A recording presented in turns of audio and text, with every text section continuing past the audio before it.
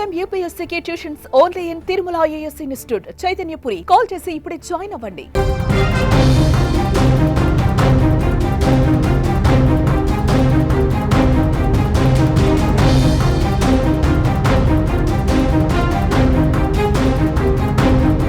Pastor పగడల Praveen మరణం మిస్టరీగా మారింది. Hyderabad Tirumalagiri SBH కాలనీకి చెందిన ప్రవీణ్ క్రీస్తు సందేశాలు ఇస్తూ ఉంటారు. టీవీ ఛానల్స్ చర్చల్లోనూ పాల్గొంటూ ఉంటారు. అయితే హైదరాబాద్ నుంచి బైక్ పై విశాఖ వెళ్తున్న ఆయన రాజమహేంద్రవరంలోని గామన్ బ్రిడ్జ్ వద్ద రోడ్డు ప్రమాదానికి గురైనట్లుగా తెలుస్తోంది. ఆయన కొంతమూరు వద్ద వాహనంతో సహా వంతెనపై నుంచి పడిపోయి అక్కడికక్కడే మరణించారు. దీంతో శవ పరీక్ష కోసం రాజమహేంద్రవరం GGH కి ఆయన మృతదేహాన్ని తరలించారు. అయితే పగడాల ప్రవీణ్ది రోడ్డు ప్రమాదం కాదని, హత్య అని ఆయన కుటుంబ సభ్యులు, క్రైస్తవ సంఘాలు ఆరోపిస్తున్నాయి. ఈ మేరకు సమగ్ర విచారణ చేపట్టాలని డిమాండ్ చేస్తూ రాజమండ్రి GGH ఆసుపత్రి వద్ద నిరసనకు దిగారు. హెల్మెట్ పెట్టుకున్నా ఆయన ముఖంపై గాయాలుండడంతో ప్రమాదం కాదని వారంతా భావిస్తున్నారు. అక్కడకు పాస్టర్లు పెద్ద సంఖ్యలో రావడంతో ఉద్రిక్తత పరిస్థితులు నెలకొన్నాయి. క్రైస్తవ మత బోధకులు జాన్ వెస్లీ, విజయ్ కుమార్ రెడ్డి సహా మహాసేన రాజేష్ అక్కడికి చేరుకుని మృతదేహాన్ని పరిశీలించారు.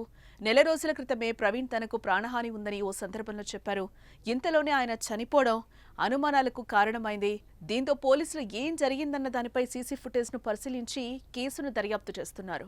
ప్రముఖ క్రైస్తవ వక్త, డిబేటర్, మంచి ప్రసంగికులు, రక్షణ టీవీ వేదికగా అనేకమైనటువంటి చర్చా వేదికలు నిర్వహించినటువంటి ప్రముఖ క్రైస్తవ ప్రసంగికులు, సేవకులు ప్రవీణ్ పగడాల గారు అనుమానాస్పదంగా మృతి చెందడం జరిగింది.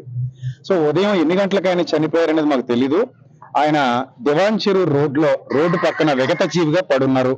ఆయన తల మీద బలమైన గాయాలు అయ్యాయి. పెదవులు కట్ చేసినట్టుగా ఏదో బలంగా ఒక దెబ్బ తగిలినట్టుగా ఉంది. సో అది హెల్మెట్ పెట్టుకుని కూడా అంత దారుణంగా ఎలా అయిపోయారనేది మాకు అర్థం కాలేదు.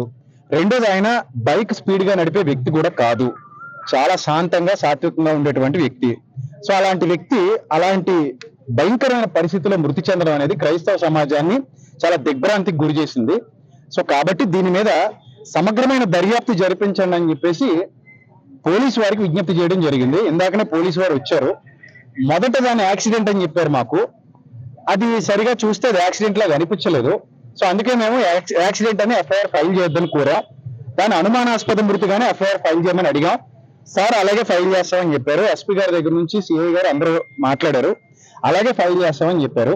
మీడియా ముఖంగా మేము కోరుకునేది ఏంటంటే, ఈరోజు పొద్దున కొంతమంది ఆయన మరణాన్ని బట్టి ఎవరు చంపేశారో అన్నట్టుగా కొన్ని పోస్టులు పెట్టారని, మళ్ళీ డిలీట్ చేశారని విన్నాం.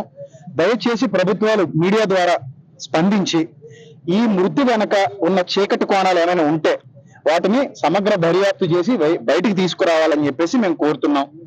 ఈరోజు రాజమండ్రిలో ప్రవీణ్ పగడాల గారు ఒక క్రైస్తవ ప్రచారకుడు, సాఫ్ట్వేర్ ఆఫీసులకు అధినేత, ఆయన అనుమానాస్పదంగా మృతి చెందారని మాకు తెలిసిన వెంటనే మేము రావడం జరిగిందండి.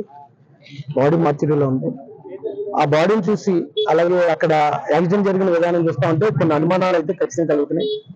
దీని వెనక్కి ఏంటనేది వాస్తవాలు తెలియజేయాల్సిందిగా ఇక్కడ రాజమండ్రి SP గారిని, రాజమండ్రి పోలీసు వారిని రిక్వెస్ట్ చేస్తున్నాం.